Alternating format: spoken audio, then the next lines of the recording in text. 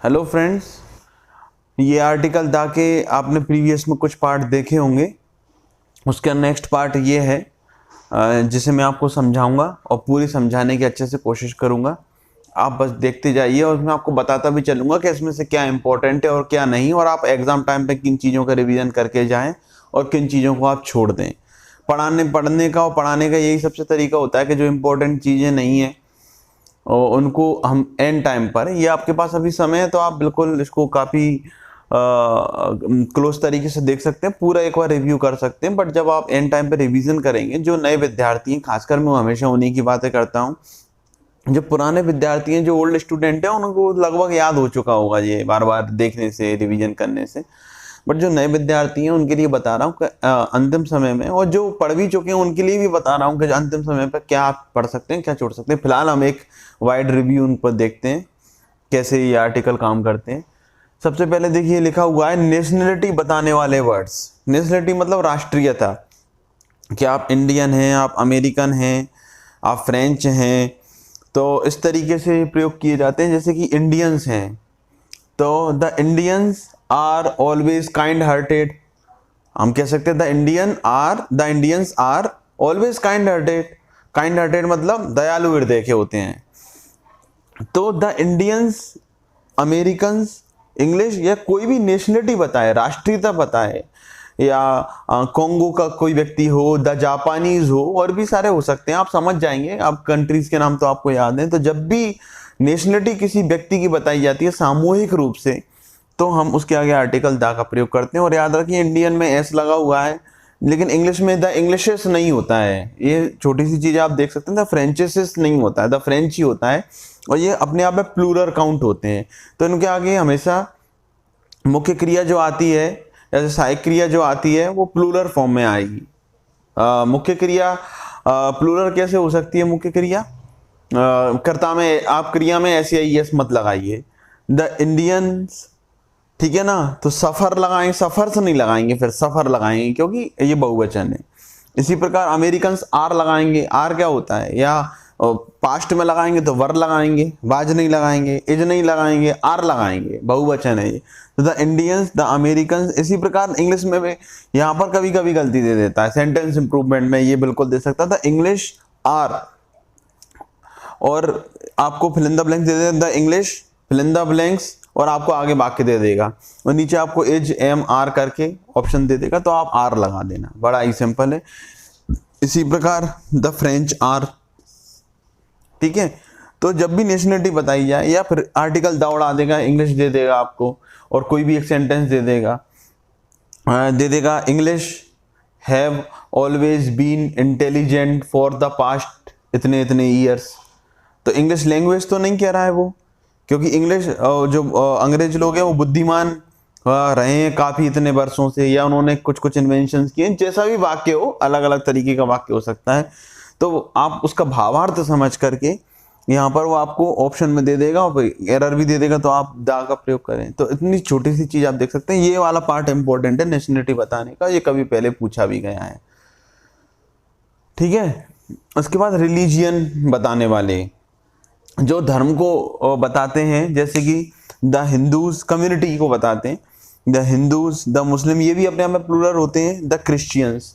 इसी प्रकार यहाँ पर भी गलती दे देगा, आपको कोई वाक्य दे देगा। सेंटेंस इंप्रूवमेंट में जनरली ज़्यादा पूछे गए हैं, यहाँ तक मैंने देखा है, एरर्स में भी पूछे गए हैं इक्का दुक्का, और फिल इन द ब्लैंक्स में भी पूछे जा सकते हैं, लेकिन ज़्यादातर सेंटेंस इंप्रूवमेंट में कई बार आप देखने में आएगा कि पूछे गए हैं, और फिर उसमें ऑप्शंस दे देगा।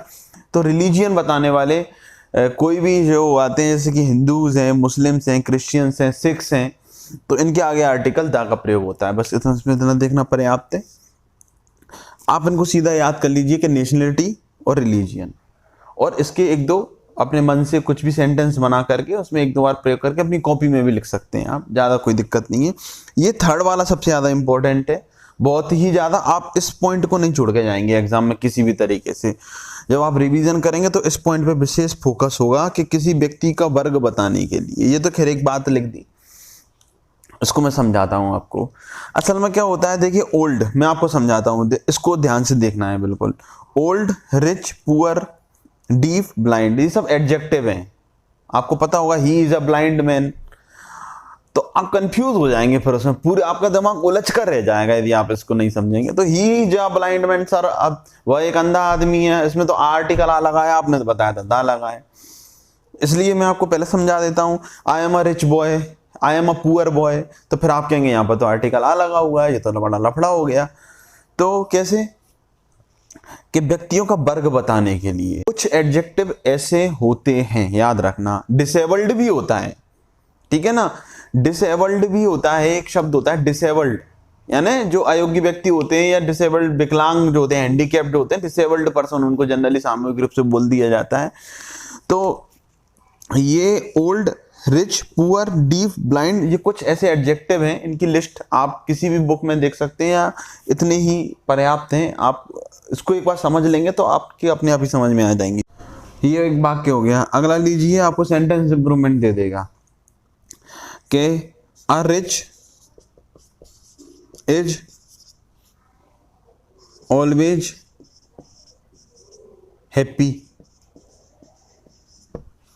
आपको इधर से अंडरलाइन कर देगा, फिर ऑप्शन दे देगा आपको a rich are always happy. Confuse आपको इस कदर कर देगा कि आपकी बुद्धि खराब हो जाएगी, क्योंकि जो क्या नॉलेजेबल जो बंदे होते हैं वो तो समझ जाते हैं, लेकिन क्या जो बिल्कुल नए को होते हैं, जो बिल्कुल रूल को याद करते रहते, समझने की कोशिश नहीं करते, वो गलत फिर भी करके आ जाते हैं। पढ़ने के ऐसे पढ़ने से कुछ नहीं होता है। जब मैं आपको वाक्य बता रहा हूँ ऐसे होता है, देखिए जरा ध्यान से। अ रिच आर, दूसरा दे देगा द रिचेस आर, दे देगा आपको द रिचेस आर, ऐसा भी दे देगा, बिल्कुल दे देगा आपको। तीसरा दे देगा द रिच आर, ऐसे दे देगा आपको। और चौथा मैं अब लिख नहीं पा रहा हूँ, नो इम्प्रूवमेंट, मैं आपको समझाऊंगा इसको अभी, नो इम्प्रूवमेंट। अब देखिए यहाँ पर रिच क्या है, एडजेक्टिव है, क्यों, क्योंकि वो किसकी विशेषता बता रहा है, बॉय की, तो उसमें आर्टिकल ए या एन का प्रयोग होगा अकॉर्डिंग टू वोवेल साउंड के अकॉर्डिंग, ठीक है ना। तो ही इज यहाँ पर दा तो आ नहीं सकता, मैंने आपको बता दिया, क्योंकि ये किसी नाउन की विशेषता बता रहा है। आप तो रिच को हटाओ, सारे ये बारे से वाक्य लगा के देख लो। ही इज पुअर बॉय लगा लो, चाहे ओल्ड बॉय लगा लो, ओल्ड बॉय लगाओगे तो फिर एन आ जाएगा यहाँ पर, याद रखना है। ये आपने आर्टिकल पढ़े होंगे, इसको अभी मैं नहीं समझाऊंगा, या आप पहले के उसमें पढ़ चुके होंगे, ठीक है ना। तो ए या एन अपनी सुविधा अनुसार जिस हिसाब से आगे का जो एडजेक्टिव होगा उसके अकॉर्डिंग आ जाएगा। आप डीफ लगाएं, ब्लाइंड लगाएं, आप तो रिच को हटा दीजिए, कुछ भी लगा दीजिए, लेकिन वो नाउन की विशेषता बता रहा है। He is an old boy, he is a rich boy, he is a poor boy, he is a deaf boy, he is a blind boy, कुछ भी लगा लीजिए आप। वाक्य को चेंज कर देने से कोई फर्क नहीं पड़ता। ये तो वेरिएबल है, एडजेक्टिव वेरिएबल है, मैंने नाउन को स्थिर रख दिया, बॉय को रख दिया, एडजेक्टिव बदल बदल के बता रहा हूं। तो यहाँ पर नाउन की विशेषता बता रहा है, तो यहाँ पर आर्टिकल द आएगा ही, आ ही नहीं सकता किसी भी तरीके से। तो यहाँ पर द आप लगाएंगे नहीं तो ये cancel. Some, he is some boy, some तो किसी भी काउंटेबल नाउन के लिए सम का प्रयोग तो किया ही नहीं जा सकता है, और वो भी सिंगुलर काउंटेबल नाउन के लिए। सम भाई एक कुछ लड़का है, ये तो कोई वाक्य नहीं हुआ, फालतू बात हो गई है, ठीक है ना। उसके बाद एन तो आएगा नहीं इसमें, क्योंकि रिच आपको पता ही है, सारे रूल्स आप पढ़ चुके हैं। अब क्या बचा, ये तो ये करेक्ट हो जाएगा। अब जो ये वाक्य तो समझ में आ गया होगा, he is a rich boy, लेकिन ये दूसरा वाक्य बड़ा समझने वाली बात है, यहाँ पर बहुत ज्यादा दिक्कत क्रिएट हो जाती है। सबसे पहली बात तो देखिए आर रिच, अब मैं आपको रूल समझाता हूं, फिर आप इसको करके बताएंगे, अपने मन में सोच लेना कि कैसे करेंगे। कुछ एडजेक्टिव ऐसे होते हैं, जैसे कि मैंने बताया, old, rich, poor, deaf, blind, disabled, इस तरीके के कुछ होते हैं। और भी वाक्य होते हैं, मुझे याद नहीं आ रहा है, मैं बता दूंगा आपको। तो इनके आगे आर्टिकल दा लगा करके नाउन बनाए जाते हैं, वो भी प्लूरल नाउन, बहुवचन संज्ञा में बनाई जाती है। इनके आगे यदि आप आर्टिकल दाल लगा दें, फिर से सुन लीजिए, कुछ एडजेक्टिव ऐसे होते हैं, सारे नहीं, कुछ एडजेक्टिव ही ऐसे होते हैं, the old, rich, poor, deaf, blind, dumb आ सकता है, डिसेबल्ड आ सकता है। इनके आगे यदि आर्टिकल दा लगा दिया जाए तो ये तो नाउन बन जाते हैं। पहली बात नाउन बन जाते हैं, याद रखना, पहली बात नाउन बन जाते हैं, दूसरी बात बहुवचन हो जाते हैं, तीसरी बात समुदाय को रिप्रेजेंट करने लगते हैं। फिर से बता रहा हूं, कुछ एडजेक्टिव ऐसे होते हैं जैसे कि ओल्ड, रिच, पुअर, डीफ, डम, ब्लाइंड, जिनके आगे पहली बात आर्टिकल दा लगा दिया जाता है तो वो क्या बन जाते हैं, नाउन बन जाते हैं, फिर एडजेक्टिव नहीं रह जाते हैं। दूसरी बात, वो बहुवचन हो जाते हैं, मतलब मुख्य क्रिया में ऐसे यस नहीं लगेगा और आर का बहुवचन क्रिया का प्रयोग किया जाएगा, आर का प्रयोग किया जाएगा, बर का प्रयोग किया जाएगा, हैव का प्रयोग किया जाएगा, ठीक है। उसके बाद तीसरी बात क्या होती है, एक समुदाय को रिप्रेजेंट करते हैं। समुदाय मतलब सभी समूह को बता देते हैं। जैसे कि जैसे कि एक वाक्य है, गरीबों को हमेशा दुख मिलता है या गरीबों को हमेशा भुगतना पड़ता है, ठीक है ना। तो द पुअर ऑलवेज सफर का प्रयोग किया जाएगा। सफर में ऐसे ही यस नहीं आएगा, द पुअर ऑलवेज, क्योंकि द लग गया एडजेक्टिव, वो वाक्य की शुरुआत भी हो गई और वाक्य की शुरुआत नाउन से हो गई। द पुअर, मैंने बताया पुअर क्या क्या, आपने द लगा दिया तो बहुवचन हो गया, समूह को रिप्रेजेंट कर रहा है, ठीक है ना, और नाउन की नाउन बन चुका है। तो द पुअर ऑलवेज सफर में फिर ऐसे ही यस नहीं आएगा, क्योंकि ये क्या हो चुका है, बहुवचन हो चुका है। तो गरीब लोग हमेशा दुखी होते हैं। देखिए पुअर के आगे आपने द लगा करके उसको नाउन बना के बहुवचन पूरे समूह को रिप्रेजेंट कर दिया, ये गरीब हमेशा दुखी होते हैं। अब आप इतना यदि आपकी समझ में आ गया हो तो आप इस वाक्य को देख करके एरर करेक्ट कर लीजिए। अब आप देखिए पुअर्स तो कुछ होता नहीं है, ये तो फालतू बातें हो गई। यदि आपको इतना भी नहीं आता तो बड़ी गंभीर समस्या से आप गुजर रहे हैं। पुअर्स तो होता ही नहीं है, ठीक है ना। डीप्स होता नहीं है, ब्लाइंड्स होता नहीं है, क्योंकि जो एडजेक्टिव है, एडजेक्टिव में ऐसे ये लगा रहा है वो तो आदमी बेवकूफ। इंटेलिजेंट्स कुछ नहीं होता है, क्योंकि इंटेलिजेंट एडजेक्टिव है, ठीक है ना। इसी प्रकार स्मार्ट्स कुछ नहीं होता है, हैंडसम्स कुछ नहीं होता है, क्योंकि सब एडजेक्टिव हैं।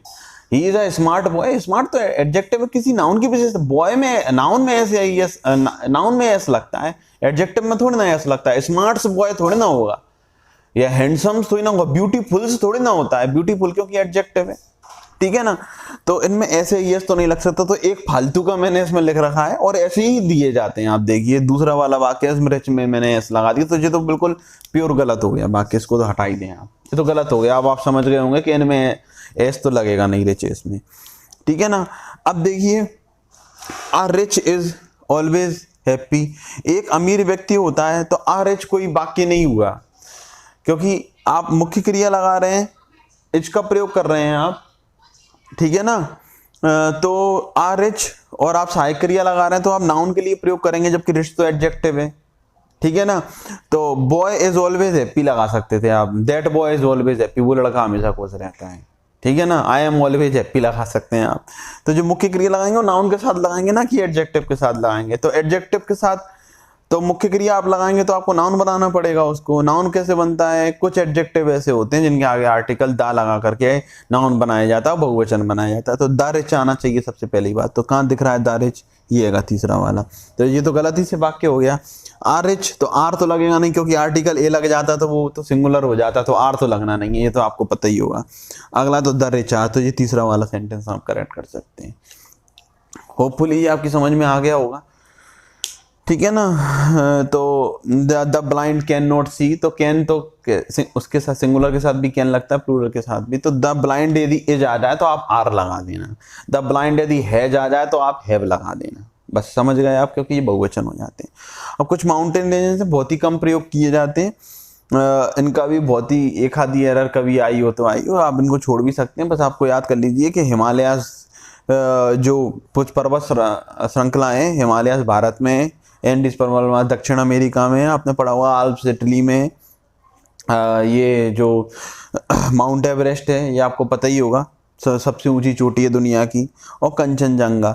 लेकिन माउंट एवरेस्ट और कंचनजंगा के आगे आर्टिकल दा का प्रयोग नहीं किया जाता है, क्योंकि ये चोटियां हैं, ऐसा कहा जाता है। बाद बाकी अलग अलग चीज़ों का अलग अलग है, ये कभी फिक्स नहीं रहता है आर्टिकल दा का प्रयोग, कभी लग जाता है कभी नहीं लगता है। और आप तो याद कर लें, कुछ फिक्स चीज़ें ही आपके एग्जाम में पूछे, तो काफ़ी बड़ा विषय है, उसको अपन बाद में देखेंगे। बट द हिमालयाज यदि पर्वत श्रृंखला है, द आल्प्स, द एंडीज, ये सभी पर्वत श्रृंखलाएं फोल्डेड माउंटेन है। आपने देखा होगा हिमालय भी नवीन बलद पर्वत जैसे बोलते हैं, आल्प्स भी फोल्डेड माउंटेन है इटली में, और एंडीज भी फोल्डेड माउंटेन है, ओशियन कॉन्टिनेंट कन्वर्जेंस से बना हुआ है। ये तो खैर आप ज्योग्राफी में पढ़ेंगे, वो ठीक है। तो ये the Himalayas, the Alps, the Andes और माउंट एवरेस्ट और कंचनजंगा के आगे आप आर्टिकल दा का प्रयोग नहीं करेंगे, बस आप इसको याद कर लीजिए। बहुत इंपॉर्टेंट तो नहीं और ना पूछा जाएगा, आप इस बात से बेफिक्र रहिए, बहुत ही कम चांसेस है पूछे जाने के। Armed forces, the army, the navy, ये सभी को पता है, सभी को जानकारी है। एयर फोर्स होती है, आर्मी होती है, पुलिस, ठीक है ना। तो पुलिस के आगे हमेशा आप इसको याद कर लीजिए, ये सबसे ज्यादा एग्जाम में पूछा गया है, बहुत ही मतलब वो तो बहुत ही पूछा गया है। तो पुलिस हमेशा बहुवचन होता है, रट लो। बहुवचन में जब भी बोलता हूँ याद रखिए बहुवचन का मतलब क्या होता है, आप तो प्लूरल का मतलब समझ लीजिए। प्लूरल मैं आपको एक वाक्य में समझा देता हूँ प्लूरल क्या होता है, आपको कभी जीवन में कंफ्यूजन नहीं होगी। प्लूरल का मतलब क्या होता है, आर मुख्य क्रिया। ये ग्रामेटिकल शब्द में आपको इंग्लिश भाषा के शब्द में नहीं समझा रहा हूँ, या आपको देसी भाषा में समझा रहा हूँ कि कैसे याद करना है आपको। प्लूरल का मतलब आर, ठीक है ना, या फिर हैव, ठीक है ना। प्लूरल का मतलब होता है आर या हैव या वर, और मुख्य क्रिया में नो एस या ई एस, ये चार चीजें आप रट लो। प्लूरल का मतलब होता है आर, हैव, वर और नो एस या ई एस। मुख्य क्रिया में क्या नहीं होना चाहिए बोलिए, एस या ई एस नहीं होना चाहिए। मुख्य क्रिया में क्या नहीं होना चाहिए बोलिए, एस या ई एस नहीं होना चाहिए। आर होना चाहिए, हैव होना चाहिए और वर होना चाहिए। और सिंगुलर का मतलब क्या होता है, इज, ठीक है ना। उल्टा ले लो, आर का उल्टा इज ले लो। आई के साथ एम का प्रयोग, इज एम आर तीन होती हैं, बी वर्ब होती हैं, इज एम आर बाज वर्ब, बी फिर शेल भी, बिल भी, वो अलग आते जाते हैं, बहुत सारे हैं, उसको छोड़िए आप। इज, हैज, हैव का उल्टा हैज ले लो, बर का उल्टा बाज ले लो, और मुख्य क्रिया में क्या लगा दो, एस या ई एस। मतलब आर का उल्टा इज, हैव का उल्टा हैज और बर का उल्टा बाज, और मुख्य क्रिया में क्या, ऐसे ही यस आप लगाएंगे। ही प्लेज क्रिकेट, ना कि ही प्ले क्रिकेट, क्योंकि ही सिंगुलर है। सिंगुलर का मतलब मुख्य क्रिया में एस या ई एस। इतना क्लियर हो गया। तो अब द पुलिस क्या हो गई, प्लूरल हो गई। मैंने बताया द पुलिस बहुवचन आते हैं। The police have investigated this case. हाँ, इन्वेस्टिगेटेड इनटू नहीं होता है, ये बात याद रखना हमेशा। इन्वेस्टिगेट के बाद कोई भी प्रीपोजिशन नहीं आता है, लेकिन इंक्वायरी इनटू आता है, वो आप प्रीपोजिशन में सीखेंगे बाद में। तो द पुलिस बहुवचन होती है, ये स्पेसिफिक मार्क कर रहा हूं मैं, आप इसको याद कर लेना। ये बहुवचन का प्रयोग किया जाता है। द पुलिस आर इन्वेस्टिगेटिंग का प्रयोग किया जाएगा। द आर्मी, द नेवी और एयरफोर्स के आगे आर्टिकल द का प्रयोग किया जाता है। ये सब ठीक है, इनका डिटेल में नहीं पढ़ना है हमें। बिफोर इन्वेंशन आई, अब आप कहेंगे फिर से वही बातें कि I have a mobile sir, तो आई हैव द मोबाइल कैसे हो सकता है। बिल्कुल आप सही हैं कि आई हैव द मोबाइल नहीं होगा, आई हैव आ मोबाइल होगा। लेकिन मैंने क्या बताया, बिफोर, उसमें लिखा हुआ है बिफोर इन्वेंशन। यदि आप इन्वेंशन के रूप में प्रयोग करेंगे, ठीक है ना, तो उसका प्रयोग किया जाएगा, ठीक है ना। तो यहाँ पर टेलीविजन एक इन्वेंशन के रूप में प्रयोग हो रहा है कि टेलीविजन ने हमारे जीवन को बहुत भिन्न प्रकार से बदल दिया है ना। या फिर radio is a greatest invention, is the greatest invention of science. तो देखिए यहाँ पर तो सीधा ही बोल रहा है कि रेडियो साइंस का एक बहुत बड़ा आविष्कार है। इसका इन्वेंशन के रूप में प्रयोग किया जाता है हमेशा। आप नॉर्मल भाषा में प्रयोग कर रहे हैं, डिवाइस के रूप में प्रयोग कर रहे हैं, तो आप आर्टिकल अलग से, I have a mobile, Ram has a mobile, Ram has a television, I have brought a radio, मैंने एक रेडियो खरीदा है। तो मैंने एक आविष्कार तो नहीं खरीदा है ना, मैंने अपनी जरूरत की चीज खरीदी है। अलग ही आपको वाक्य पढ़ करके समझ में आएगा, ये आपकी बुद्धि पर डिपेंड करता है। मैं फिर से बोल रहा हूँ, आपकी रीडिंग स्किल जितनी अच्छी होगी ना, तो आपको याद उतना ही कम करना पड़ेगा। आपको वाक्य देखकर ही समझ में आ जाएगा कि इसको इन्वेंशन के रूप में प्रयोग किया जा रहा है, या जनरली जो सर्व सुलभ सुविधाएं होती हैं हम लोगों की, कि टेलीविजन और रेडियो क्या है, सब सुविधाएं, सुख सुविधाओं के साधन है, समाचार के साधन है, सूचना के साधन है। तो मोबाइल भी, अब मोबाइल क्या है, आपके एंजॉय में आप कुछ भी कर सकते हैं, सूचना भी हो सकती है, आप जिसको ऐसे यूज करो, है ना। तो मोबाइल का प्रयोग जनरली क्या होता है, एक बता देता हूँ, ये बिल्कुल पक्का नहीं है, लेकिन ये जनरली जब वाक्य के शुरुआत में ये प्रयोग किए जाएंगे और आगे आप उसको वाक्य को पढ़ेंगे तो आपको अपने आप ही पता चल जाएगा कि इन्वेंशन के रूप में प्रयोग किया गया है, या फिर डिवाइस के रूप में, या फिर नॉर्मली प्रयोग किया गया है। तो यदि इन्वेंशन के रूप में प्रयोग किया गया है तो आप आर्टिकल दा लगाएं, और नहीं किया गया है तो आप आर्टिकल ए लगा सकते हैं इसमें। पर वो काउंटेबल, नॉन काउंटेबल की श्रेणी में आ जाते हैं। मोबाइल्स भी हो सकता है, टेलीविजन्स भी हो सकते हैं, रेडियोज भी हो सकते हैं, ठीक है। तो आप उसके नॉलेज पर डिपेंड करता है। आगे चलते हैं, इस पर ज़्यादा ध्यान देते हुए। और एक और वाक्य के वॉच टेलीविजन का प्रयोग किया जाता है, वॉच द टेलीविजन नहीं होता है, लेकिन बहुत ही कम एग्जाम में ये पूछा गया है। एक्सेस नॉलेज है, ये आपको काम में नहीं आएगी, जानकारी के लिए मैंने बता दिया। आप केवल मेन चीज़ों पर फोकस कीजिए। म्यूजिकल इंस्ट्रूमेंट के आगे प्रयोग किया जाता है। आई एम प्लेइंग पियानो नहीं होगा, I am playing the piano होगा। I am playing the tabla और I am playing the guitar. आप इसको भी सीधा याद कर लीजिए, ये कभी कभी एग्जाम में आ जाता है। और सेंटेंस इंप्रूवमेंट में आएगा तो आप तो समझ में आएगा भी, आपको सीधा याद है कि म्यूजिकल इंस्ट्रूमेंट के आगे आर्टिकल डालना, तो उसमें कुछ ज़्यादा तीरंदाजी नहीं है, इसको भी आप याद कर लीजिए सीधा। बिफोर सुपरलेटिव डिग्री, अब ये तो आपको पता ही होना चाहिए कि जब भी सुपरलेटिव डिग्री का प्रयोग किया था, good, better, best, I am the best, आपने गाना भी सुना होगा, I am the best, I am the best, Shahrukh Khan की फिल्म का जो गाना है, तो वहीं से याद कर लीजिए कि सुपरलेटिव डिग्री के आगे आर्टिकल द का प्रयोग किया जाता है। गांधी जी इज, पहले Khalistan, greatest leader of India, greatest क्या, great, greater, greatest, big, bigger, biggest, small, small, smallest, smaller, smallest, thin, thinner, thinnest, fat, fatter, fattest, तो जो तीसरी वाली है फैटेस्ट, स्मॉलेस्ट, बिगेस्ट, जब जे डिग्री का प्रयोग किया जाएगा तो आर्टिकल द आपको लगाना पड़ेगा, इसमें कोई बड़ी बात नहीं है और आप इसको कर भी लेंगे, बहुत से बच्चों को आता भी होगा, जो कमजोर विद्यार्थी होंगे उनको भी इतना पता होगा। आगे चलते हैं, बिफोर कंपैरेटिव डिग्री, एक केस होता है कंपैरेटिव डिग्री में, जब आपको कंपैरेटिव ऑफ लगा मिल जाए, आपको तो देसी भाषा में समझ लीजिए उसको, यदि आपको कंपैरेटिव डिग्री लगी मिल जाए, आप तो जी देख लेना कंपैरेटिव डिग्री लगी है कि नहीं लगी। वैसे कंपैरेटिव डिग्री के आगे आर्टिकल का प्रयोग नहीं होता है, याद रखना है, he is better than I होता है, he is the better than I नहीं होता है, ये बात याद रखना। कंपैरेटिव आप तो इतना रट लो, कंपैरेटिव डिग्री के आगे द नहीं लगता, बस पहली बात क्लियर, कंपैरेटिव डिग्री के आगे द नहीं लगता, एक केस में लगता है वो ऊपर लिखा है, बस इतना याद करना है आपको, और उसकी पहचान मैं बता देता हूँ, बहुत सिंपल पहचान है। कंपैरेटिव डिग्री देख लिया आपने, द मोर पावरफुल, ये भी कंपैरेटिव डिग्री है, और ऑफ लगा हो उसके आगे, देसी भाषा में समझा रहा हूं आपको, प्योर इंग्लिश से हटके, ऑफ लगा हो तो, और आगे टू लगा हो, दो लोग टू लगा हो, बस ये देख लेना कंपैरेटिव डिग्री हो, ऑफ हो और टू हो, बिल्कुल देखिए प्योर आपको देसी भाषा में समझाता हूं, कमजोर विद्यार्थियों को भी समझना है, क्योंकि देखिए कंपैरेटिव डिग्री लगी हो, ऑफ लगा हो और टू लगाओ, बस आंख बंद कर लेना और आर्टिकल दा लगा देना। ये गलती पूछी जा चुकी है एग्जाम में एक दो बार, मुझे ऐसा याद है कि ये पूछी जाए, ये इंपॉर्टेंट है इसलिए आप इसको फोकस कीजिए, जो कोर पॉइंट है। जब एग्जाम कठिन होता है तो इस प्रकार की आपको ये नहीं देगा, वो मोबाइल और ये टीवी ये कुछ नहीं देगा, ये वाला दे देगा आपको, तो आपको सीधा याद होना चाहिए। कंप्यूटर डिग्री देख ली आपने, बिगर देख ली, he she is the bigger of the two girls, वो दोनों लड़कियों में क्या बड़ी है, तो द बिगर ऑफ, और टू लगा होना चाहिए, मुख्य बात टू, जे रट लो आप, तो इसको मन में बसा लो, टू आ जाए और कंपैरेटिव डिग्री और ऑफ आ जाए तो आप कंपैरेटिव डिग्री के जस्ट पहले आप आर्टिकल द का प्रयोग कर दीजिए। Is that clear? और एग्जांपल लिखेंगे, ही, अब आप लगा दो उसमें एजेएमआर लगा के लगा दो, she is the better of the two girls, वो दो लड़कियों में अच्छी है, या Ram is the more powerful of the to boys. इतना क्लियर है?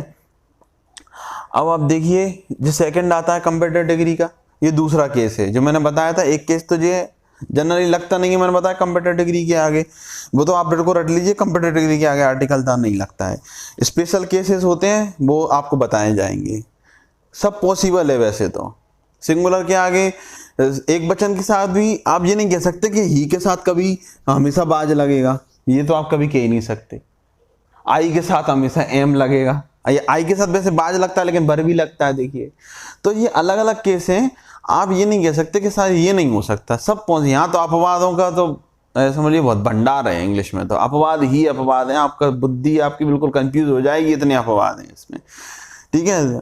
ई के साथ बर लगता है, आपको पता होगा, if he were a leader, यदि वो नेता बन जाए, he would improve the situation of the country, वो देश की स्थिति को सुधार देगा।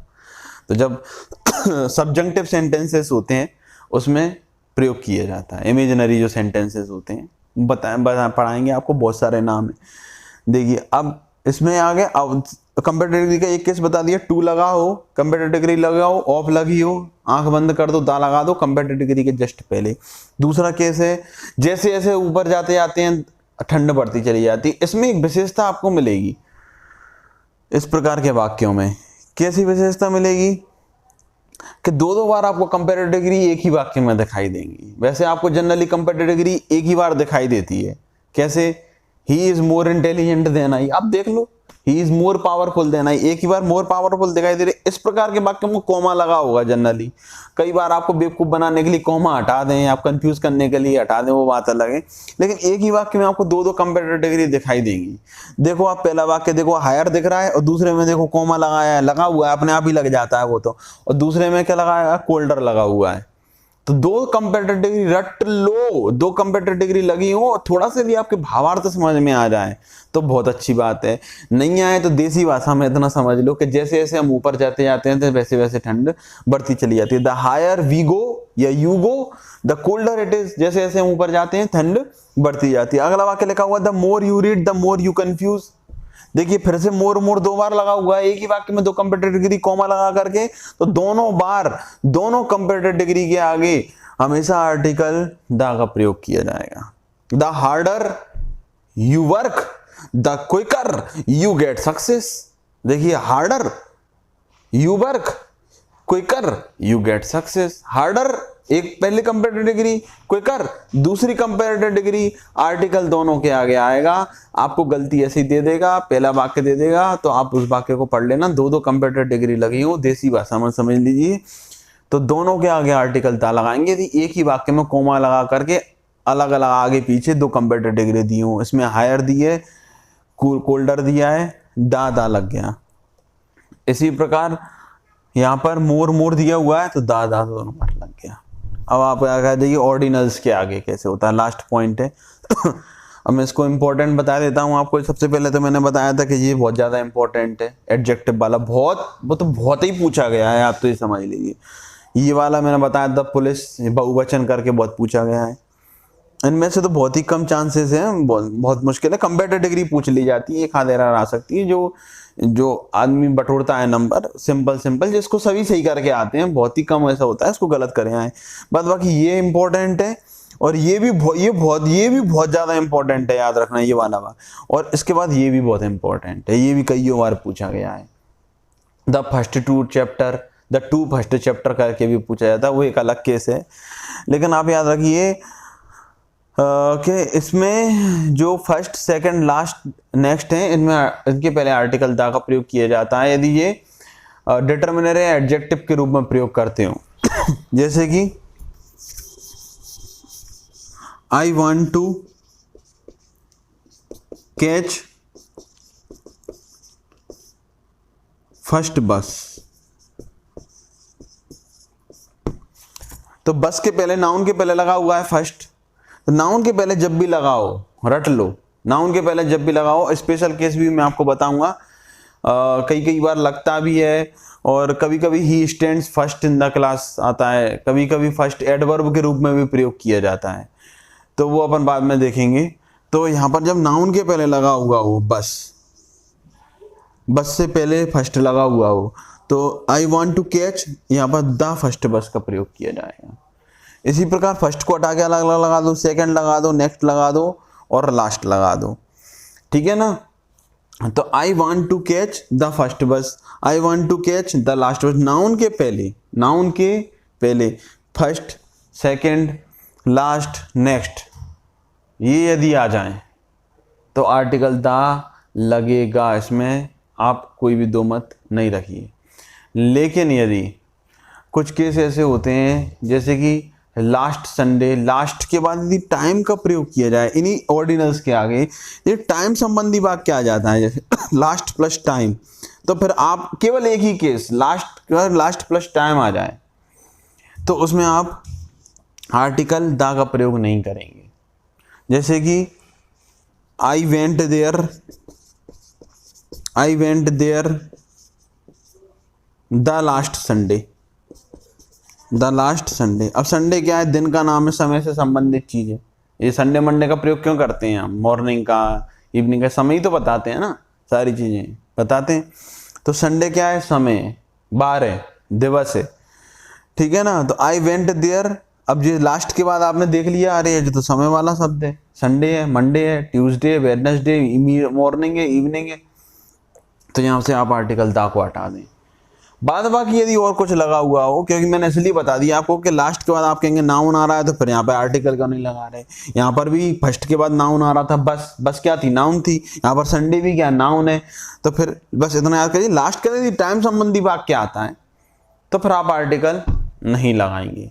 लेकिन एक और केस होता है, he has been studying this chapter for the last 2 hours, तो उस केस में आवर्स आते हैं और 2 फर्स्ट आ जाता है तो उसमें आर्टिकल द का प्रयोग किया जाता है, लेकिन वो बहुत ही कम पूछा जाएगा। किसी दिन मैं और आपको बताऊंगा, काफ़ी चीज़ें हैं पढ़ने के लिए, तो बहुत सारे केसेस हैं, आप जितना पढ़ेंगे उतना ही आपको नॉलेज होगी। फिलहाल आपको इसकी ज़रूरत नहीं है, बहुत सारी चीज़ें हैं उसमें, लगता भी है नहीं भी लगता है। फिलहाल आपको इतना जानना जरूरी है कि जब भी फर्स्ट सेकंड लास्ट इतने ऑर्डिनल्स आ जाएं तो उसमें आप आर्टिकल द का प्रयोग करें।